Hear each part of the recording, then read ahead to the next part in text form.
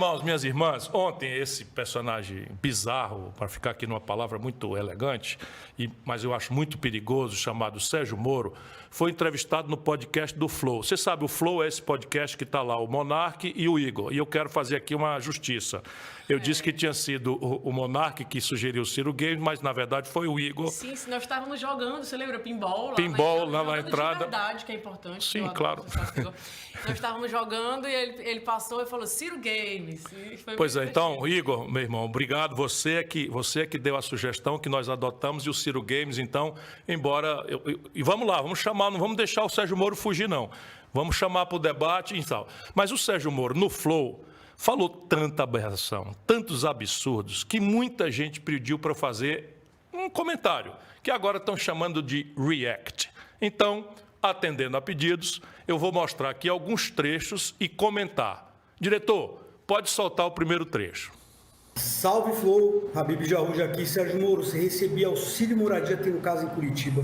Você foi trabalhar e ganhar dinheiro na massa falida das empresas que você faliu. Por outro lado, você não tem plano para geração de emprego e renda. Me fala uma coisa, eu tenho medo de debater com o Ciro, é que ele aponte a tua hipocrisia ou o teu vazio de ideias? Tá aí um cirista. Cara, a gente não faz filtro nas mensagens, então Sério? Provavelmente seus inimigos políticos compraram todas em um minuto. Estavam lá esperando. Deve ter uns amigos políticos que compraram algumas também. Olha, o que acontece ali, né? Primeiro, eu nunca trabalhei, como já falei aqui, massa falida ou para Odebrecht, então isso é falso, né? Essa narrativa é falsa. Como juiz, eu recebia lá salário e tinha uma parte do salário que era auxílio moradia que eles colocaram lá, um adicional, não sei o quê, e todo mundo recebia. No fundo, aquele era um salário a mais. Como não tinha tido aumento de salário por anos, eles inventaram esse rótulo e colocaram lá.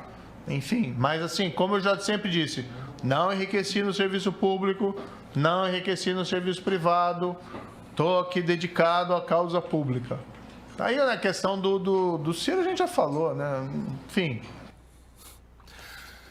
Olha aqui, como é que ele quer? Você não tem que ser elegante, educado e tal. Excelência Sérgio Moro. Não, vamos falar sério aqui. Vossa Excelência faltou com a verdade indo e voltando. Então, primeiro, recebeu auxílio moradia, tendo apartamento particular seu e da sua cônjuge em Curitiba. E mente para os garotos do Flow dizendo que isso é salário. Você sabe, ou deveria saber, que auxílio moradia não é salário. Auxílio moradia, por exemplo, não incide imposto de renda. Salário incide imposto de renda. Por quê? Porque auxílio moradia é verba indenizatória. E a lei, Sérgio Moro, que você desconhece, mente que só cachorro que acua a alma, isso é como a gente chama no Ceará, os grandes mentirosos, ele acha que eu sou agressivo. Como é que alguém tem coragem de dizer isso, que auxílio moradia é salário? Isso é uma verba indenizatória que a lei criou, por exemplo, para um juiz jovem que é destacado para uma comarca do interior e que vai morar lá e não tem casa. E para ele não ficar dependente do prefeito da cidade, etc., a lei criou uma verba que é o auxílio moradia. O nosso povo não tem auxílio de nada. Nosso povo vive se virando aí inadimplente no aluguel, mas os juízes ganharam esse privilégio na lei.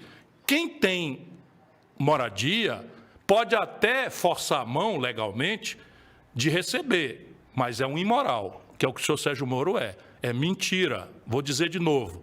É uma verba indenizatória sobre a qual não incide imposto de renda. E o Bolsonaro, lá na campanha de 18, eu denunciei, não é porque isso seja grandes coisas, para o nosso povo é. O auxílio moradia hoje é uns R$4.000, o dobro da renda média do povo brasileiro, fora o salário de R$30.000 de juiz. Fora o salário de R$30.000 de juiz, ele recebia por fora R$4.000 de auxílio moradia, tendo apartamento particular. O Bolsonaro fazia a mesma coisa. Tinha apartamento em Brasília e recebia o dinheiro.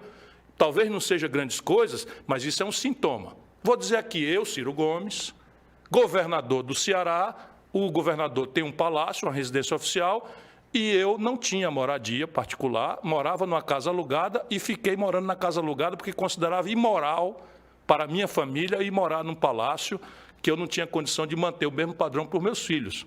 Era perfeitamente legal, não tinha imoralidade nenhuma, mas eu, para dar exemplo para os meus filhos, recusei morar lá. Como eu também recusei 3 aposentadorias, porque aos 36 anos, comecei muito cedo, fui prefeito, governador, deputado, eu tirei direito a 3 aposentadorias que me dariam hoje R$85 mil por mês se eu tivesse requerido. Nunca aceitei receber. E você, meu irmão, compara quem é decente e quem não é. Vira essa página, mas olha a aberração. Ele disse uma coisinha também que é mentira. Quer dizer, Excelência faltou com a verdade de novo. Ele disse que não trabalhou na massa falida. Isto é mentira, Sérgio Moro. Isso é mentira. Você foi contratado por uma empresa multinacional estrangeira, americana, que está contratada, determinada pela justiça brasileira, seus colegas juízes, administrando a massa falida da Odebrecht, da OAS e da Galvão.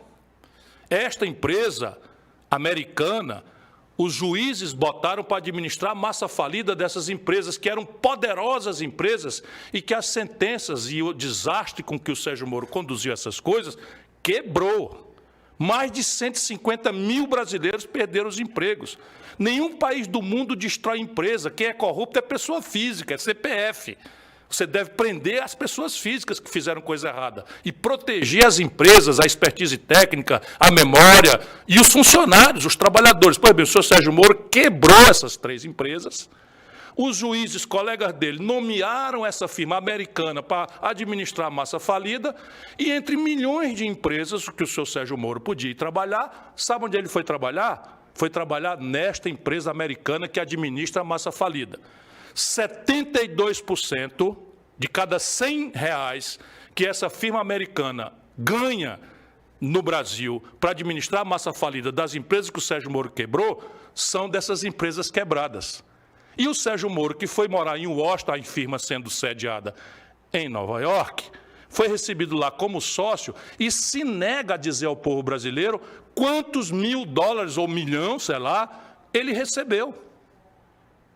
Portanto, o senhor Sérgio Moro faltou com a verdade, dizendo que auxílio moradia é salário, isso é mentira sua, e faltou com a verdade, dizendo que não recebeu dinheiro de uma firma que administra a massa falida e que lhe contratou exclusivamente por uma razão, tráfico de informação e tráfico de influência. Porque outra razão, a multinacional contrataria o senhor Sérgio Moro para administrar a massa falida da Odebrecht, da OAS e da Galvão Engenharia. Tem uma próxima aí? Vamos ver mais uma demonstração do cinismo e da cara de pau do sujeito que se recusa a debater comigo. Portanto, se ele não quer debater, eu vou debater unilateralmente. Como é que chama agora? React. Eu vou react às maluquices e às irresponsabilidades e ao despreparo chocante desse cidadão que quer nada mais, nada menos, depois de ser juiz, ser presidente do Brasil, sem saber nem sequer aonde fica o Vale do Mucuri, Jequitinhonha. Diz ele que gosta de geografia. Mas será que vocês conseguiriam vir conversar de verdade numa sala? Tipo, se a gente chamasse vocês pro Flow, você, sei lá, e o Ciro Gomes, vocês acham que vocês conseguiriam ter um papo sobre o Brasil, sobre futuro, ou vocês iam ficar um atacando o outro? O que você acha? Eu sou um cara educado, entendeu? Então eu sempre sou aberto ao diálogo, debato com qualquer um. Hoje que eu vejo que é importante a gente debater com o Lula, tá, e com o Bolsonaro, que são responsáveis... mas eles não vão, por né? essa tragédia que a gente está vivendo. Sim, eles que têm que ser chamados ao debate. Tá? O Ciro, né, eu já falei, ele é um cara que é muito... Desculpa, mas ele não consegue... Se ele ficar um mês sem ofender alguém, aí dá para pensar em debater com ele. Porque dialogar... A gente está conversando aqui, você estava falando de sua posição sobre... Drogas. Eu diverjo de você. Claro. Mas eu não te xinguei de alguma coisa. Claro. O Ciro é impossível, entendeu? De fato, eu sou impossível. Mas veja, mas não é porque eu sou mal educado. Meus pais também me deram uma educação muito grande. Eu consigo compreender um texto em francês, eu me viro razoavelmente bem no inglês. Aos 15 anos eu tinha ganho um prêmio mundial de literatura portuguesa e viajei, conheci Lisboa e Portugal antes de conhecer Fortaleza. E, enfim, estudei direito, enfim, eu sou razoavelmente bem preparado, continuo estudando bastante. Mas, Sérgio Moro, se eu fosse um eleitor seu, eu ia morrer de vergonha. O que você está expressando é pura covardia e oportunismo. Sabe o que é? No Brasil é assim, as ideias, o debate, aquilo que interessa ao povo, não tem mais respeito nenhum ao povo. Por quê? Porque os que estão lá em cima na pesquisa não querem debater. A essa altura, que eu também tenho convidado, o Lula está combinadinho da Silva com o Bolsonaro, não é que eles dois conversem. Vão lá, os embaixadores estão combinadinhos da Silva para não irem ao debate. E o Sérgio Moro, sabendo disso, e estando lá embaixo nas pesquisas, nesse momento, cutuca os dois para fazer isso. É instrução de marqueteiro. Eu já debati com o Dávila, eu já debati com o Mandetta, eu já debati com o Dória, eu já debati com o Mandetta, já falei, debati com, quem mais? O Eduardo Leite, governador do Rio Grande do Sul, já debati com o Luciano Huck, eu já debati com o Fernando Henrique Cardoso, um príncipe, uma pessoa extremamente elegante, já debati com o ex-presidente do Novo, e você, Sérgio Moro, é só um covarde. Você não quer me enfrentar porque, por alguma razão, você sabe que eu disse lá atrás que o que você estava fazendo nos autos era politicagem. Você conseguiu uma proeza. Tirou o Lula da eleição e foi trabalhar para o Bolsonaro. Ou seja, você hoje é o cara que é responsável pelo Bolsonaro, porque criou essa condição, e é o cara que devolveu ao Lula as franquias dele e a impunidade. Porque o Lula só está por aí circulando assim, não é fazendo de conta que nunca cometeu os absurdos morais que cometeu, porque você foi fazer política nos autos. E você tem pavor, porque eu vou recuperar tudo isso. Se você não quiser debater, o seu eleitor vai morrer de vergonha. O meu não. O meu eleitor sabe que eu quero debater com Lula, quero debater com Bolsonaro, quero debater com você, quero debater com a Simone Tebet, quero debater porque eu quero debater. Sabe por quê, meu irmão? Estou te chamando de meu irmão agora. Porque no Brasil, ou a gente debate os assuntos, ou não tem saída para a tragédia que nós estamos vivendo, e pessoas, figuras trágicas como você, têm coragem de se apresentar, explorando a boa-fé do povo, como candidato a presidente do Brasil. Bom, preste atenção agora nesse outro trecho, porque ele é uma demonstração acachapante do despreparo do cidadão. Vejam esse outro trecho agora. React. Eu me considero uma pessoa estudada, então a gente tem participado, construído esse projeto e tem já algumas ideias, evidentemente. Aquilo que eu falei anteriormente, a Força Tarefa Nacional de Combate de Erradicação da Pobreza é uma, mas tem outra. A gente precisa, por exemplo, restaurar a credibilidade do país do ponto de vista fiscal. Só assim você reduz a inflação e reduz os juros e retoma o investimento. E que medidas vocês têm pensado, sua equipe, você junto com o seu equipe, tem pensado nesse sentido? Eu chamei um dos melhores economistas do país, que é o Afonso Celso Pastore, está coordenando o programa, e ele tem colocado muito claro o que a gente precisa.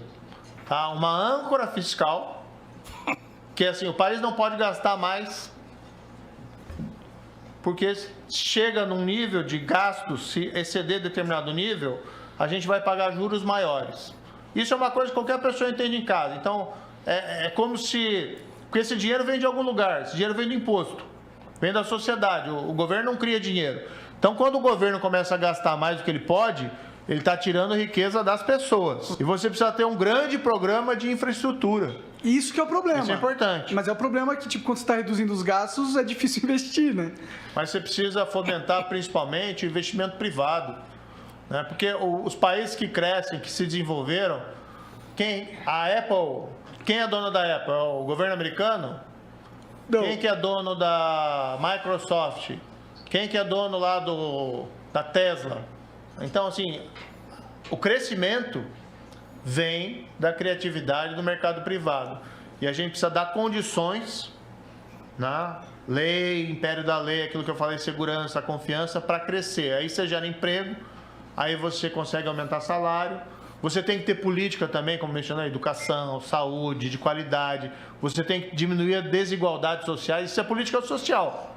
Mas isso não muda o fato de que países que basearam o seu modelo de crescimento em investimento público apenas não deram certo. Eu agora fico sabendo, junto com todos os brasileiros, que os norte-americanos são um país que não deu certo. O Japão não deu certo, a Alemanha não deu certo, a Itália não deu certo, a Inglaterra não deu certo, enfim, a Coreia do Sul não deu certo e a China é um grande fracasso. Meu irmão, é muito grave um negócio desse. Vamos, tem uma série de coisas aqui. Vamos começar. Nós já vimos a tragédia de levar para a presidência da República estagiário que não sabe arbitrar os assuntos, não sabe dar uma ordem, não sabe avaliar uma política, que é o Bolsonaro. Lembra da história? Não entendo nada de economia, contratei o posto Ipiranga, que é o Paulo Guedes, fala com o Paulo Guedes. O Bolsonaro, pelo menos, era humilde. Esse daí se diz estudado e preparado. Aí contratou também o posto Atlantique. Sem querer debochar, mas, francamente, ele está mencionando o professor, como é o nome? Enfim, está aqui, é o Afonso Celso Pastore. O professor Celso Pastore tem 82 anos de idade, o que não quer dizer nada. Pode ser um Eugênio Goudin, foi com 90 anos, um extraordinário pensador. Mas eu localizo a idade para dizer qual é a experiência do Afonso Celso Pastore.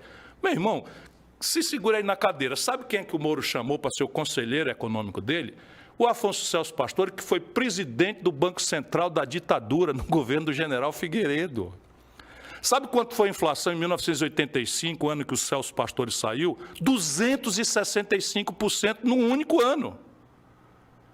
Você sabe, o cara não sabe, ele não olha nem o currículo, talvez do único economista que tenha se prestado a esse serviço porco, de ensinar a um camarada que não tem interesse nenhum em estudar. Chamou Afonso Celso Pastore, ex-presidente do Banco Central da ditadura do general Figueiredo, que saiu em 85, são 36 anos atrás, para trabalhar para banco. E aqui está revelado. De novo, o candidato não quer entender nada de economia, está fazendo um intensivão para ver se fala essas baboseiras que falou, equilíbrio fiscal. Parece assim um técnico de futebol que eu conheci lá em Sobral. Olha, você, quando for jogar, chuta com força, rasteira e no canto. Ele esquecia que tinha Beck, que tinha... Beck é o zagueiro, né, da época, esquecia que tinha goleiro. Enfim, que o ângulo da bola não é uma necessidade que você possa controlar. Então, vamos lá. Vamos chamar o Afonso Celso Pastore, presidente do Banco Central, do general Figueiredo, que em 1985 deixou uma inflação de 265%. Mas vamos à questão da compreensão de mundo e do papel do Estado na economia. Ele cita algumas empresas. Ô Sérgio Moro, todas essas empresas da nova economia, Tesla, ou Apple, ou sei lá quais que você citou, não existiriam se não fosse o governo norte-americano. Vai dar uma olhadinha no Google e veja lá que quem criou a internet foi o governo americano com dinheiro público, estatal, a pretexto de defesa, a pretexto militar. Existiria a Apple se não fosse, não é, a internet? A Tesla tem como seu principal promotor, o seu principal estimulador, financiador, a NASA. A Tesla é hoje uma empresa que existe porque o governo americano faz a pesquisa básica e faz a compra governamental ser uma ferramenta poderosa de progresso. E assim nasceu, por exemplo, o celular. Sabia, Sérgio Moro? O celular foi uma invenção estatal, financiada pelo governo americano, e simplesmente o mundo inteiro entende o que é que eu estou querendo lhe dizer, e você, nessa cabeça de bronco, né, microcéfalo que você é, anão moral que você é, se considera agredido porque eu estou dizendo que você é um despreparado. Que coisa feia. Vamos lá, tem mais um corte aqui que eu queria mostrar para vocês. Pode soltar, diretor. Eu vi acho que se eu não me engano foi o Jean Willis te criticando, falando que tu de sacanagem deu 9 anos pro Lula, porque ele só tem 9 dedos. Caralho, cruel. Ainda jogou a sal na ferida. Quer dizer, já cicatrizou. Mas aí foi pura coincidência. É claro que foi. O pessoal tinha umas loucuras assim, eu, na verdade, acho que foi 9 anos e 6 meses, né? Daí veio essa aqui. Cara, nem me toquei nisso. Eu dei a pena ali, fiz o cálculo, passou. E realmente, talvez se tivesse visto, eu até tinha feito diferente para não falar essa bobagem, né? Meu irmão, bobagem você falou agora. Quer dizer que você, se soubesse que a turma ia fazer uma brincadeira de mau gosto com o fato do Lula ter perdido um dedo num torno mecânico quando era metalúrgico lá em São Paulo, você teria mudado a pena? Nós, profissionais do direito, sabemos que a dosimetria da pena é uma coisa da lei. Olha a leviandade com que esse cidadão, exposto a 2 jovens talentosos, mas 2 jovens sem malícia, que estavam ali levantando a bola para ele, o cara faz essa brincadeira. Atenção, comunidade jurídica brasileira. O Sérgio Moro, candidato a presidente do Brasil, na sua mais grave crise econômica e social e política, parte dela produzida por ele, e a sua leviandade, disse que se soubesse que iam fazer piada com a sentença dele de 9 anos para o Lula, ele teria feito uma pena diferente. Era para mais ou para menos, Sérgio Moro? Percebe? Ele não quer debater comigo porque eu sou profissional do direito, eu estudei economia, sabe? Eu fui governador, fui prefeito, isso não me faz dono de verdade nenhuma. Eu acabei de consultar aqui um grande companheiro, eu tenho uma equipe imensa trabalhando, jovens talentosíssimos, mas a gente tem que olhar se nós estamos interessados por esse tipo de maluquice, porque ele faz uma simulação de que enfrentou a corrupção, quando foi o grande garantidor da impunidade. Isso mesmo, meu irmão. E eu não estou dizendo isso hoje, não. Eu vou mostrar aqui na outra live, na outra Ciro Games, a quantidade de declarações que eu dei na data de que o Sérgio Moro estava espalhando nulidades. Estava, na verdade, garantindo a impunidade dos grandes corruptos que ele identificou, mas a partir de achar que tinha ali uma oportunidade política, trocou os pés pelas mãos e garantiu a impunidade de todos. Bom, para encerrar, vejam só o que o Moro falou sobre a Petrobras. Mudando um pouquinho de assunto, o que você acha sobre privatização? É verdade. Privatização? Eu sou a favor. Acho que naquela hora que eu tava enrolando pra caralho, eu ia falar dessa porra. Entendi. Você é a favor, mas... Respondendo no ping-pong rapidinho, sou a favor. E a Petrobras, você é a favor de privatizar? Sou a favor. Agora, veja bem, na Petrobras a gente tem que estudar como é que vai ser esse modelo de privatização. Claro. Não é que nem vender, né, pastel na feira. O maior... Embora o pastel também, quando é bom, é um bom trabalho sendo feito, mas precisa ter um estudo, um modelo, uma discussão. Esse é o tipo da discussão que nem eu falava antes. A gente tem que discutir hoje energia renovável, mundo digital, e a gente está preso numa discussão da década de 90. Na década de 90, no governo Collor e no governo Fernando Henrique, e também do Itamar, é que teve muita discussão sobre privatização. E aí toda aquela celeuma. E você vê que a gente está discutindo isso hoje ainda, a gente não consegue virar essa página. Daí as pessoas perguntam, por que o Brasil não cresce? Meu amigo, porque a gente não consegue virar a página e fazer as reformas que a gente precisa fazer, porque a política não deixa. Então, uma das coisas é privatização, chega de titubeio, entendeu? Tem que privatizar. Se não é necessário que o Estado esteja naquela atividade, se tem o setor privado que consegue exercer aquela atividade sem a necessidade do Estado, tem que privatizar, não tem meio termo nisso aí.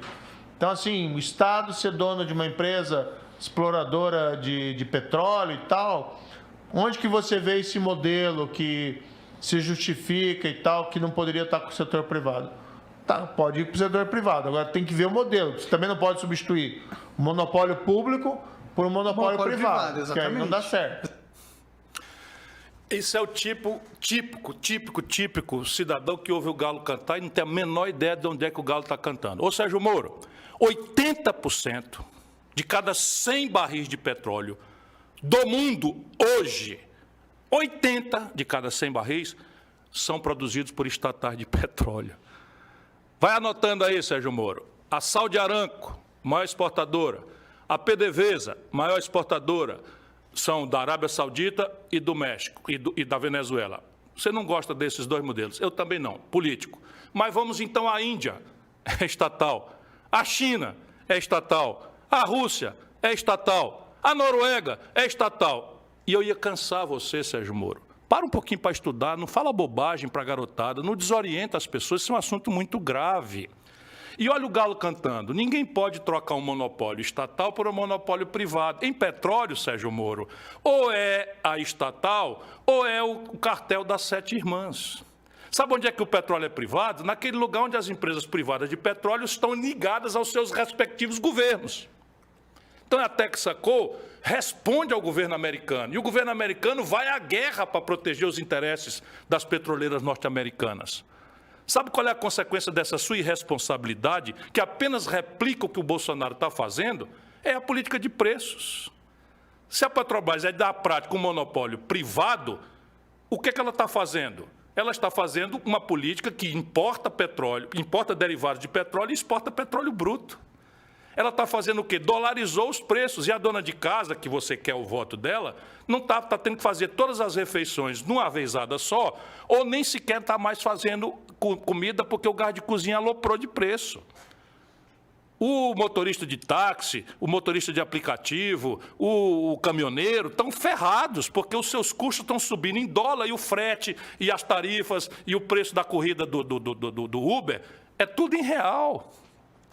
Sérgio Moro, sabe, tem uma expressão aqui que é meio vulgar, que eu não vou fazer, mas pede para ir na casinha e sai. Esse teu lugar aqui não vai caber, porque você não vai fugir. E você, meu irmão, que ainda pensa em votar nesse cidadão, eu sou solidário a você. Vem comigo. Isso é um charlatão. Meu filho, você fez todo mundo segurar o riso aqui, tadinho. Rapaz, é porque eu não disse a expressão que a turma fala lá em Sobral. Eu disse, pede para ir na casinha e sai. Porque todo mundo passando mal, tadinho. Não, mas peraí, tenha paciência. Ó, Sérgio Moro, eu quero debater. Mas se não houver o debate, eu vou fazer react. Agora, eu gostei disso. E o lamentável é que você não pode responder, porque eu digo, ó, qual é a empresa do mundo? Qual é o lugar do mundo que tem petróleo estatal? Eu estou dizendo, 80% do petróleo do mundo é estatal e os 20% que não são pertencem às 7 irmãs que são um cartel. Ou seja, ou é estatal ou vai ter monopólio privado, ou um cartel privado.